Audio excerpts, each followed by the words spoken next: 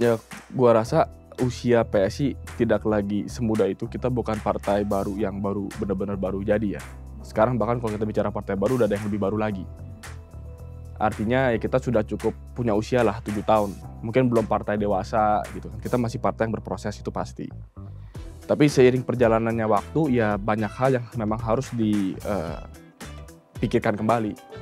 Kader-kader pasti banyak yang berpikir apakah ini partai yang masih mereka mau perjuangkan, atau mungkin ada hal-hal lain dalam hidup yang membuat mereka kemudian merasa perlu untuk meninggalkan politik kah, atau mencoba jalur politik dari tempat yang lain. Itu proses yang pasti terjadi dalam satu partai politik.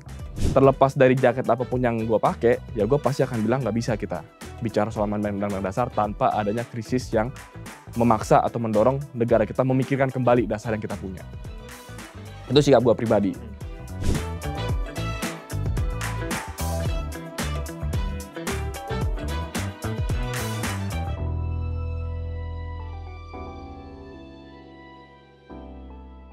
Hai semuanya, selamat datang kembali di Asumsi bersama saya Pangeran Syahaan. Kali ini saya kedatangan orang politisi dan juga sahabat saya dari PSI, Ketua DPW PSI DKI Jakarta, Michael Victor Sianipar. Bro Mike, apa kabar? Halo bro, baik-baik, sehat-sehat. Iya, kita kayaknya baru kali ini kita ngobrolin di depan kamera ya. Biasanya kita nggak pakai kamera. Kalau ngobrol di luar kamera mah tiap minggu pasti ada gitu ya. Nah, gue di paint seolah-olah gue akrab banget ya. Gue nggak tahu apakah itu sebuah image yang bagus atau enggak ya. Gue juga nggak tahu sih. Itu tandanya persahabatan kita ini kuat. Lintas urusan politik ya. Lintas urusan politik. Iya. Kita ngomongin politik dikit lah. Karena PSI ini kan di DKI dipimpin oleh Bro Michael, partai yang sebenarnya oposisi terhadap Gubernur DKI Jakarta ya. Yeah. Di DPRD itu Formula E misalnya itu protes kan, anggaran jangan kalau bisa malah jangan kejadian. Waktu itu sebenarnya kan kayak gitu posisinya kan. Pokoknya apapun dilakukan untuk menjadi oposisi yang baik lah. Tapi giliran Formula E-nya dilaksanakan, datang juga tuh nonton. Sampai orang bilang menjilat ludah sendiri nih PSI Jakarta. Gimana menurut lo bro? Justru karena kita konsisten. Kalau gue sih melihat kenapa kegiatan Formula E waktu itu gue datang, dan gue datang dengan ketua fraksi karena kita memang harus memastikan kita mengawal itu sampai tuntas. Dan di sana kita harus menunjukkan kedewasaan politik. Bahwa sebagai partai politik jelas posisi PSI Jakarta 100% adalah partai oposisi pada pemerintahan Pak Anies Baswedan sebagai gubernur. Sampai nanti Oktober 15 hari terakhir Pak Anies menjabat, kita PSI Jakarta adalah partai oposisi. Tidak ada keraguan soal itu. Tapi dalam kita beroposisi kan kita juga harus punya standar. Standar politik, standar etika, dan salah satu yang saya mau jaga adalah bahwa kita boleh tidak setuju terhadap kebijakan, dan kalau memang itu dijalankan ya kita akan terus kawal sampai selesai. Dan itu kenapa saya hadir ke acara Formula E, karena saya mau lihat jadinya bagaimana. Dan kalau nanti ada hal-hal yang mungkin kita lihat, oh ini perlu perbaikan untuk tahun-tahun ke depan. Karena kan ada rencana Formula E nanti lanjut lagi tahun depan. Tapi lanjut tidaknya Formula E itu ya tergantung PJ Gubernur. Tapi pada saat nanti ada rapat pembahasan APBD tahun 2023, jangan sampai PSI Jakarta tidak punya bahan. Karena kita tidak melihat langsung, dan karena kita tidak memperhatikan pada saat acara itu dilaksanakan. Jadi kita konsisten sebagai partai oposisi, tapi kita harus tetap datang di acaranya. Nggak sedikit juga yang bilang bahwa ini PSI main aman aja nih, dua kaki nih. Di satu sisi ngegebukin gubernur, di sisi lain mau bermanis-manis biar siapa tahu ada yang seru-seru ke depan tetap diajak seperti itu. Dan ini semakin kuat sentimen kayak gini ketika misalnya teman separtainya Bro Mike ini, Bro Surya Chandra, yang baru dari sini juga beberapa minggu yang lalu, dia bilang dia mendukung Pak Anies gitu, buat maju capres malah, udah tegas tuh ngomongnya kayak gitu. Kalau lihat di kolom komen tuh, setiap kali kita bahas soal ini ya, soal bagaimana PSI ada yang ke Anies, semuanya tuh banyak bilang, ya ini dua kaki. Bahkan pendukungnya Pak Anies sendiri bilang, jangan percaya nih sama PSI nih. Karena bisa jadi nih nanti menikam dari belakang. Nah, gimana menurut lo Bro Mike? Ya kalau Bro Surya Chandra itu kan keputusan pribadi ya, yang disampaikan terkait dukungan Bro Surya terhadap Pak Anies untuk maju di Capres. Tapi kalau soal institusi kan PSI belum memutuskan sikap nanti mendukung capres yang mana, masih berjalan prosesnya. Kalau kita di Jakarta kita sih nggak mikir sejauh itu ya, urusan capres itu urusan nasional. Kalau bagi kita PSI Jakarta, bagi saya juga sebagai ketua DPW PSI DKI Jakarta adalah memastikan sampai dengan selesai masa jabatan Pak Anies Baswedan kita sudah mengawal sebagai partai oposisi yang konstruktif dan kritis.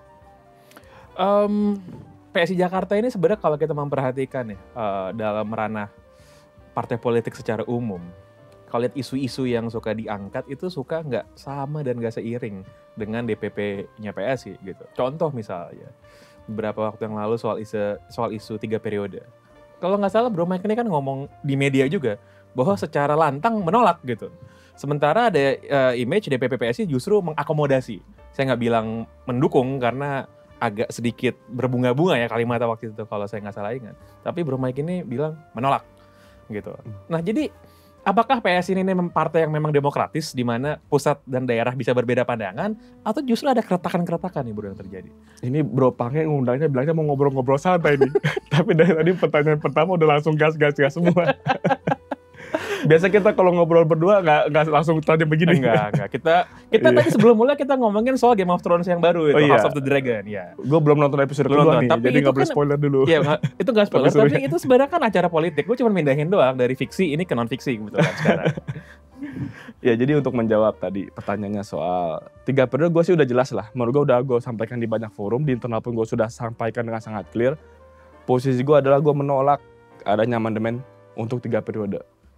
Karena ya gue seorang political scientist, S1 gue dulu di Korea Selatan ilmu politik. Gue juga banyak menulis soal hal-hal yang berkaitan dengan konstitusi ya pada saat gue kuliah. Dan gue punya keyakinan bahwa demokrasi ini punya institusi yang harus kita jaga. Dan salah satu institusi yang paling penting adalah konstitusi. Pada saat kita bicara amandemen, undang-undang dasar, kita tuh sedang membicarakan menggeser dasar negara. Jadi kita nggak bisa sekedar begitu mudahnya bilang, oh yuk kita amandemen yuk. Harus ada dasar pemikiran yang kuat, harus ada kajian yang kuat, dan bahwa ada kegentingan negara, baru kita bisa berbicara perlu atau tidaknya dasar negara kita ubah. Amandemen undang-undang dasar itu sebenarnya adalah menggeser dasar negara. Karena dasar negara kita adalah undang-undang dasar salah satunya. Jadi pada saat ada wacana itu sih sikap gue udah langsung clear. Baik itu di dalam ataupun di luar. Terlepas dari jaket apapun yang gue pakai, ya gue pasti akan bilang nggak bisa kita bicara soal amandemen undang-undang dasar tanpa adanya krisis yang memaksa atau mendorong negara kita memikirkan kembali dasar yang kita punya. Itu sikap gue pribadi. Tapi kalau sikap institusi ya gue rasa itu bukan ranah gue, dan pada saat itu juga seperti tadi Bro Pange sampaikan ya mungkin ada hal-hal lain yang disampaikan gitu oleh pejabat dari partai. Tapi kalau bagi gue pribadi ya ini adalah proses demokrasi di mana gue harus menyampaikan pendapat gue, apa yang gue yakini. Dan itu yang membuat gue bertahan di politik selama ini.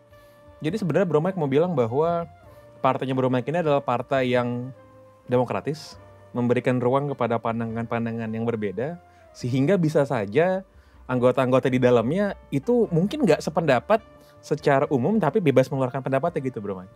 Seharusnya seperti itu, dan sejauh ini kan ya kita baik-baik aja kok. Masih boleh berpendapat, bersuara. Dan itu ya gue rasa satu budaya politik yang harus dijaga. Demokrasi internal itu penting. Ya.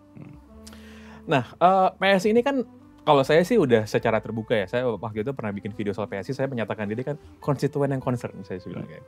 Kenapa concernnya jadi konstituen atau concern ini? Saya konstituen yang concern, karena orang yang concern mungkin aja bukan konstituen kan. Yeah, gitu. yeah. Kalau saya konstituen yang concern. Jadi saya merasa tergerak untuk berbicara gitu. Nah, sebagai statusnya masih konstituen yang concern ya, karena kan belum ada pemilu lagi nih soalnya kan, jadi secara teknis masih konstituen. Teman-temannya Bro Mike ini, yang nama-nama tenar lah di partainya Bro Mike ya, di PSI, kayak Samara misalnya, itu sudah mengundurkan diri keluar dari dalam partai. Saya nggak tahu lagi, mungkin akan ada siapa lagi, entah gitu ya, dia di masa mendatang. Tapi segala gejolak yang terjadi secara politik ini, di partai anak muda ini Bro Mike, itu sebenarnya sebuah keniscayaan aja ya, biasa aja lah, namanya juga berpolitik, atau justru ada indikasi-indikasi lain yang dilihat? Ya gua rasa usia PSI tidak lagi semudah itu. Kita bukan partai baru yang baru benar-benar baru jadi ya. Sekarang bahkan kalau kita bicara partai baru udah ada yang lebih baru lagi. Artinya ya kita sudah cukup punya usia lah 7 tahun. Mungkin belum partai dewasa gitu kan. Kita masih partai yang berproses itu pasti. Tapi seiring perjalanannya waktu ya banyak hal yang memang harus dipikirkan kembali. Kader-kader pasti banyak yang berpikir apakah ini partai yang masih mereka mau perjuangkan, atau mungkin ada hal-hal lain dalam hidup yang membuat mereka kemudian merasa perlu untuk meninggalkan politik atau mencoba jalur politik dari tempat yang lain. Itu proses yang pasti terjadi dalam satu partai politik. Tapi yang paling penting yang gue lihat adalah di partai ini adalah nilai-nilai dan dasar-dasar apa yang kita perjuangkan. Kalau nilai-nilai dan dasar perjuangan itu masih konsisten dan terus kita suarakan dan kita jalankan, bukan hanya cuma bicara tapi benar-benar diterapkan transparansi, demokrasi, itu yang akan menjaga partai kita ini tetap solid. Dan itu yang paling penting lah, diuji oleh waktu. Saya rasa ya, maksudnya saya mengapresiasi partai-partai yang udah lebih senior ya. Terlepas dari plus minus dan juga catatan sejarah yang mereka punya. Tapi satu hal yang tidak bisa dipungkiri apa, mereka tahan banting. Kita sebutlah, mungkin nggak apa-apa lah kalau kita sebut kayak PDIP, Golkar, P3, partai yang besar-besar lah. Bahkan sudah ada dari puluhan tahun yang lalu. Ya mereka adalah partai yang sudah diuji oleh waktu. Dan bagi partai yang muda seperti PSI, tentu kita juga memiliki satu alasan kenapa kita membuat satu partai yang baru. Tapi PR terbesar kita, salah satu tantangan terbesar adalah apakah kita bisa bertahan dengan ujian waktu. Apakah nilai-nilai kita bergeser atau enggak. Nah itu yang harus kita buktikan. Di PSI Jakarta itu 2019 DPRD ada 8 kursi ya, Mike ya.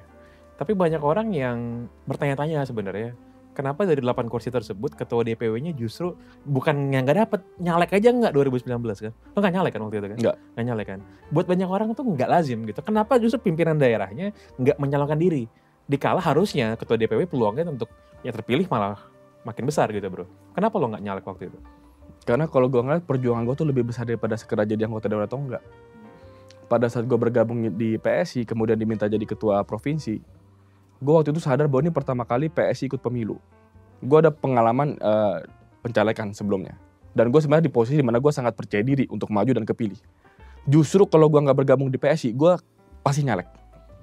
Tapi karena gue bergabung di PSI, partai yang masih baru, nggak punya pengalaman menghadapi pemilu, di sana gue berpikir, kalau gue nyalek, ya gue sih orangnya optimis ya, pasti kepilih gitu, yakin lah.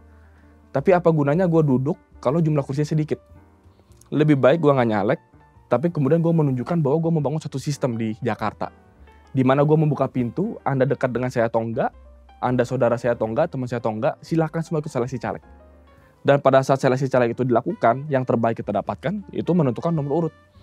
Tapi gue sebagai ketua DPW yang memastikan sistemnya berjalan.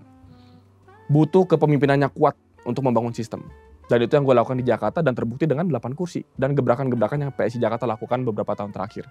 Jadi fokus gue adalah bukan untuk diri gue sendiri jadi tokoh. Buat apa jadi tokoh? Tapi gue mau memastikan ada sistem yang bisa gue wariskan. Dan itu gue bangun di Jakarta. Apakah itu hal yang sama buat 2024 di mana Bro Mike nggak nyalek lagi? Oh 2024, gue rasa Jakarta sih udah sistemnya lumayan terbangun sih ya. 2024 sih gue punya rencana untuk nyalek. Karena gue rasa sistemnya udah baik, udah banyak presiden yang kita bikin juga gitu. Ini saat yang dimana gue rasa udah oke lah untuk gue bisa tidak harus fokus membangun sistem secara keseluruhan, tapi gue bisa nyalek. Dalam perjalanan membesarkan PSI Jakarta Bro Mike, dari awal sampai sekarang tahun 2022, apa pelajaran terbesar sebenarnya secara politik yang lo dapatkan? Perjalanan membangun partai. Iya, apa pelajaran terbesar yang lo dapatkan? Ya, dari gambaran theoretical basis yang lo punya sebagai political scientist dan di actual reality di lapangan. Ya, ini tadi pertanyaan berat, bukan ngobrol-ngobrol biasa nih. Ini pertanyaan biasa bro. Oh, pertanyaan biasa ya. Ya, kalau bagi gua, tentu seseorang di usia gua dan juga di pengalaman gua untuk duduk menjadi ketua partai itu satu hal yang tidak lazim ya. Kayaknya gua ketua partai paling muda di DKI Jakarta. Untuk level provinsi di ibu kota, punya 8 kursi lagi. Dan bukan anak siapa-siapa juga gitu kan? Bukan anak siapa-siapa, gue bukan anak konglomerat, gue bukan anak pejabat, gue anak beasiswa, SMA, kuliah. Tapi gue beruntung gue pernah ikut kerja di kantor gubernur DKI Jakarta 5 tahun. Gubernur yang mana nih bro? Gubernur sebelumnya ya Pak Ahok gitu kan. Gue ikut 5 tahun, jadi gue tahu seluk-beluk pemerintahan. APBD menyusunnya bagaimana gue tahu, birokrasi, intrikasinya kayak gimana gue paham. Jadi itu yang membuat ya gue punya kepercayaan diri bahwa walaupun usia gue muda, gue bisa menjalankan satu visi politik di Jakarta karena gue udah punya pengalaman di dalam. Tapi pada saat gue masuk ke dalam partai politik, apalagi pertama kali berpartai sebagai institusi, gue ketuanya ya gue di posisi oposisi. Tentu tantangannya banyak. Kalau dulu di pemerintahan kayaknya enak, tinggal eksekusi, tinggal ambil keputusan jalan. Tapi kalau kita di oposisi ya kita kemampuan kita untuk mengambil keputusan ya sekedar mengkritisi dari luar. Dan itu melelahkan. Jujur aja jadi oposisi 5 tahun itu melelahkan. Kita punya pemikiran, punya ide, tapi mentok di ya yang eksekusi bukan kita gitu. Dan itu untuk diri sendiri. Tapi kalau kita bicara untuk sistem, untuk teman-teman di jaringan kepengurusan dan para anggota dewan, tantangan gue sebagai ketua partai adalah bagaimana memotivasi mereka terus 5 tahun berjalan. Kita kritik apa, ya ada yang didengar tapi kebanyakan gak didengar. Kita ngomong apa, ya dianggap sebagai partai oposisi pasti nyinyir. 1 tahun bisa bertahan, 2 tahun, 3 tahun, lama-lama kan ada rasa lelah juga menjadi oposisi.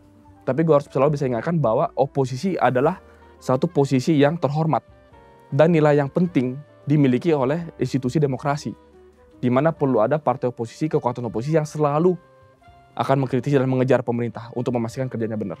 Sekali kerjanya nggak benar, kita akan teriak. Kerja benar pun kita tetap harus teriak. Kenapa? Karena kita mendorong standar pemerintahan di Jakarta ini harus selalu naik, nggak boleh turun. Dan itu harus ada oposisi yang kritis. Tantangan terbesarnya di sana. Nah, biasanya kan oposisi ini kan ya identiknya apapun yang dilakukan benar oleh pemerintah udah pasti salah. Kira-kira dicari-cari lah kesalahannya. Makanya banyak orang merasa sukar bersimpati pada oposisi gitu.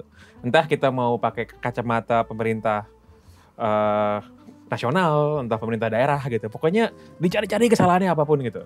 Nah, gimana caranya orang bisa menilai ketika oposisi ini beneran objektif atau enggak gitu? Gua rasa ya, gua datang ke formal itu salah satu cara gue untuk menunjukkan bahwa kita tetap harus objektif. Gue termasuk orang, ini gue bicara sebagai ketua PSI DKI Jakarta juga, yang jujur saja pada saat itu tidak yakin, sangat tidak yakin formulanya jadi. Jujur aja lah, gue rasa juga banyak kok dari kubu oposisi yang berpikir seperti itu. Kita melihat lokasinya pindah-pindah dan seterusnya, sorotan begitu banyak, sempat mau diinterpelasi, dan gue juga termasuk orang yang mendorong interpelasi. Tapi bahwa kemudian formula itu bisa berjalan, menurut gue itu satu pencapaian. Tapi bukan berarti kemudian kita nggak kritis, kita tetap kritis.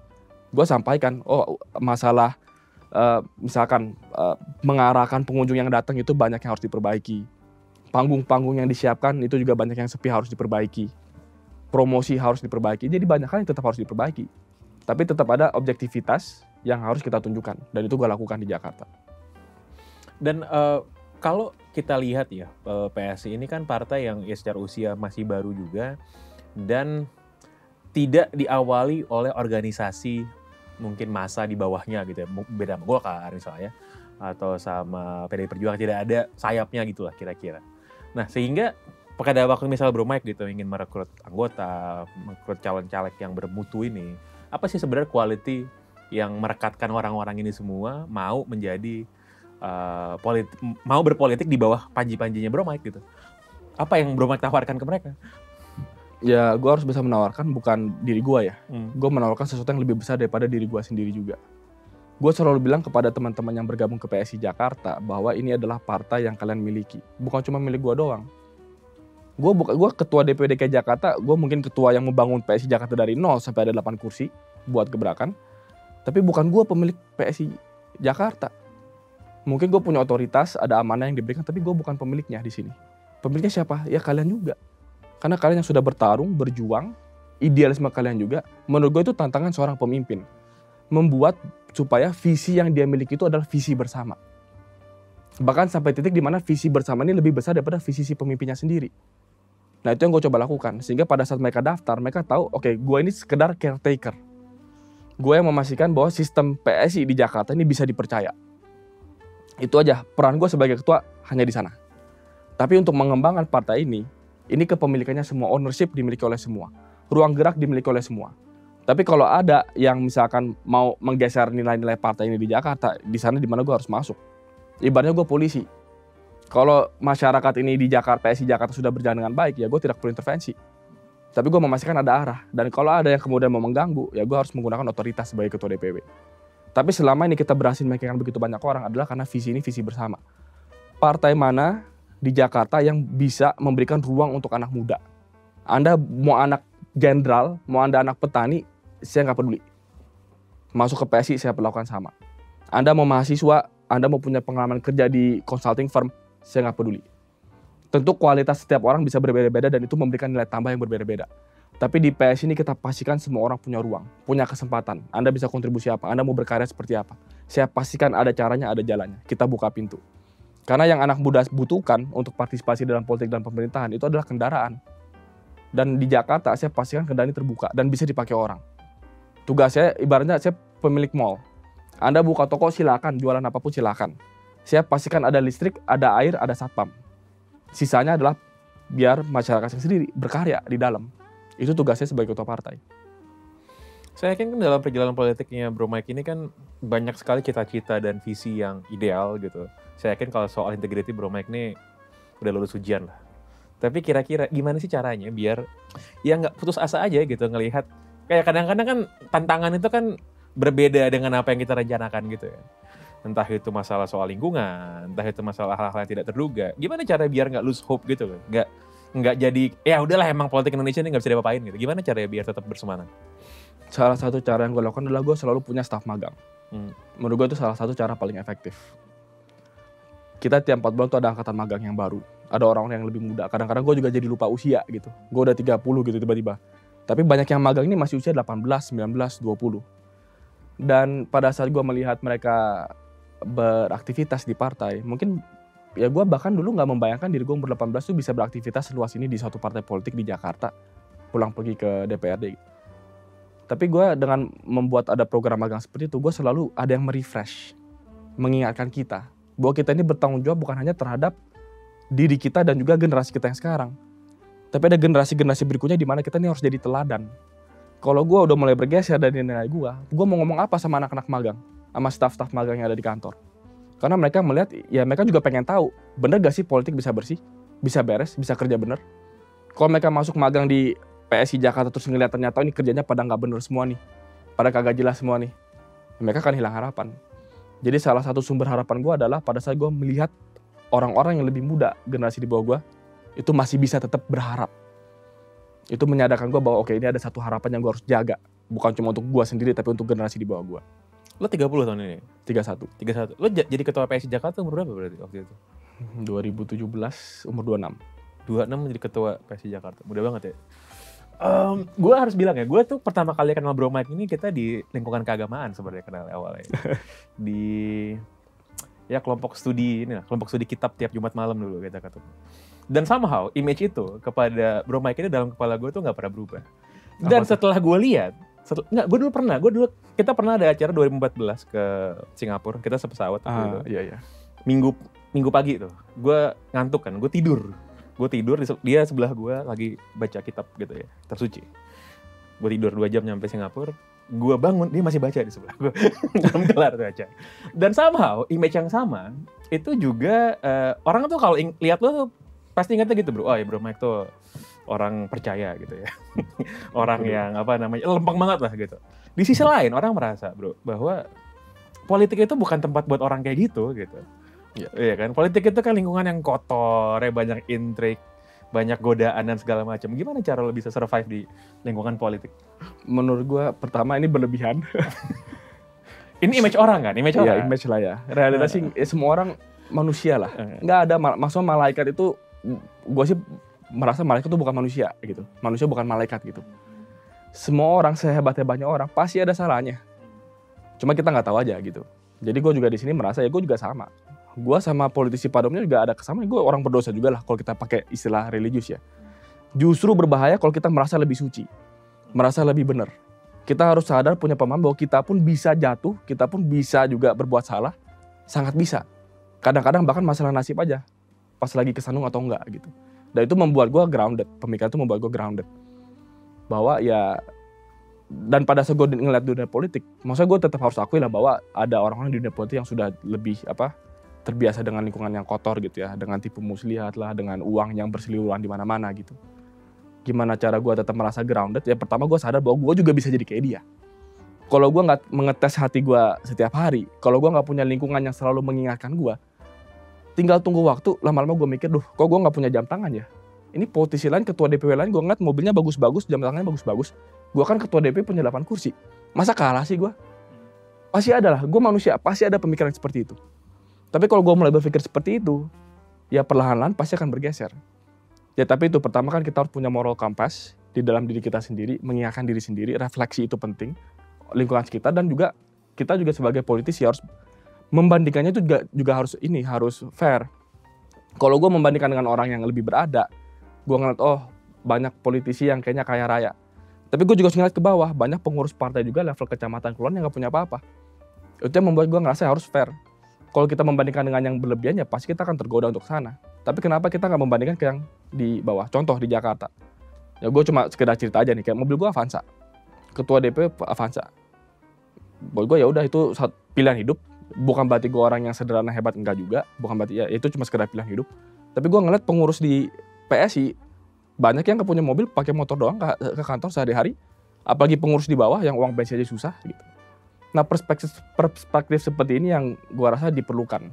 Karena kalau kita nggak punya perspektif, lama-lama pasti maunya naik dan akan tergoda buat meninggalkan integritasnya. Bro, orang bilang kan di politik semuanya mesti cair. Tapi buat lo pribadi nih, selain urusan melanggar hukum, apa satu batas boundaries yang nggak akan lo langgar dalam berpolitik? Ada nggak?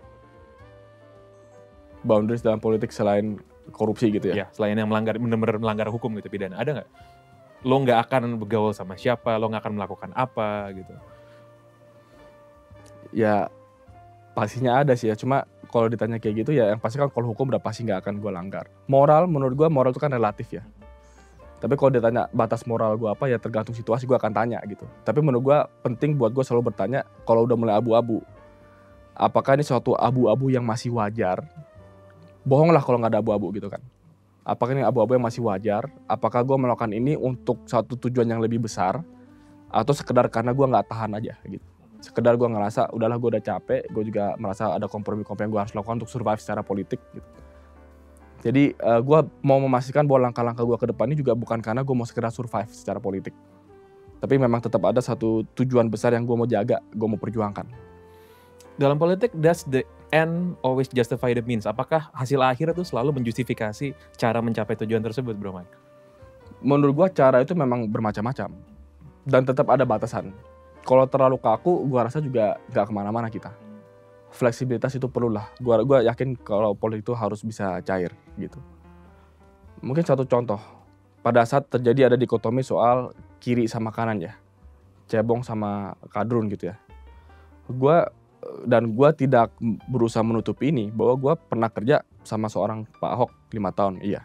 Gue juga pernah kerja 1 tahun sama seorang gubernur dari PKS di NTB setahun. Mungkin bagi banyak orang si Michael ini kok jadi kompromi nih.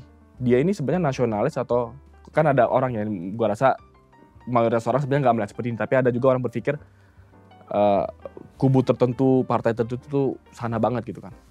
Tapi gue menunjukkan gue bisa dan harus. Karena yang mau gue lakukan adalah gue mau menjembatani keduanya, kiri dan kanan. Pada saat gue berusaha menjembatani, gue mau berdiri di tengah. Yang kiri akan melihat gue berkompromi, yang kanan akan melihat nih orang mau apa nih, mau tipu-tipu kita atau apa nih gitu. Tapi itu adalah sikap politik yang gue ambil dan gue pernah lakukan, gue sudah buktikan itu.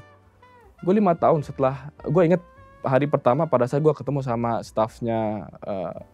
staff-staffnya dari gubernur NTB yang terpilih 2018, Pak Zulkifli Mansa. Kita ada rapat dan rapat itu tegang karena staff-staff ini tahu gue ini mantan staf Ahok dan gue tahu mereka juga dari partai itu gitu kan.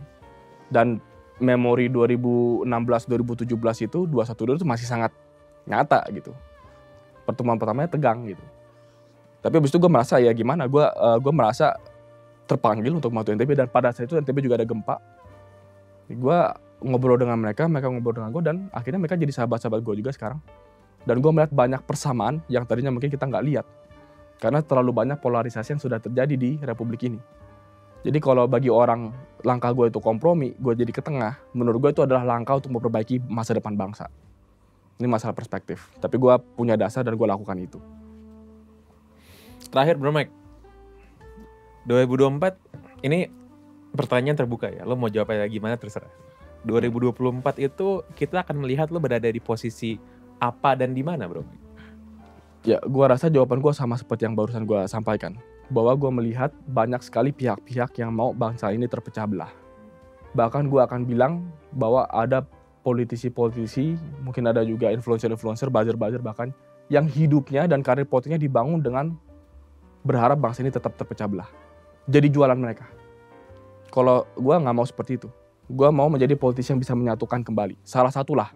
Dan gue yakin gue nggak sendirian. Pasti banyak yang sudah muak dengan polarisasi yang terjadi. Yang ke kiri harus bisa dan mau ke tengah, yang di kanan juga harus bisa kita tarik ke tengah, kita harus bangun jembatan kembali. Kebetulan ya tahun ini kan gue juga lagi ngurus kegiatan-kegiatan G20 ya. Kita di G20 kan sama menghadapi masalah polarisasi lah dalam tanda petik di level dunia. Ada konflik, perang. Kita juga ya faktanya ada perang di Eropa gitu. Ada Barat, ada kubu ini Rusia, ada China dan lain-lain. Nah Indonesia mau menjadi juru damai dunia. Pak Jokowi udah datang ke sana. Tapi gimana bisa Indonesia di G20 menjadi juru damai kalau di dalam negeri sendiri kita masih suka dengan konflik-konflik seperti ini? Menurut gue harus ada itikat yang serius dari para politisi, dan gue pengen menjadi salah satu dari politisi itu, di mana kita benar-benar memikirkan jalan untuk membangun kembali jembatan itu, memperbaiki jembatan yang menyatukan bangsa ini. Jadi di 2024 gue berharap polarisasi bisa kita tekan, dan gue akan menjadi bagian yang kalaupun gue harus berdiri di tengah, mau difitnah dari kiri bagaimana, mau difitnah dari kanan bagaimana, terserah. Tapi gue tahu posisi gue adalah membangun jembatan untuk bangsa ini. Membangun jembatan untuk Indonesia ya bro ya? Iya. Terima kasih banyak Sip. Bro Michael Sianipar. Kita saksikan nanti gimana gebrakan-gebrakannya Bro Mike dan juga teman-teman ya di tempat di mana Bro Mike sedang berkarya sekarang. Sukses. Thank you bro.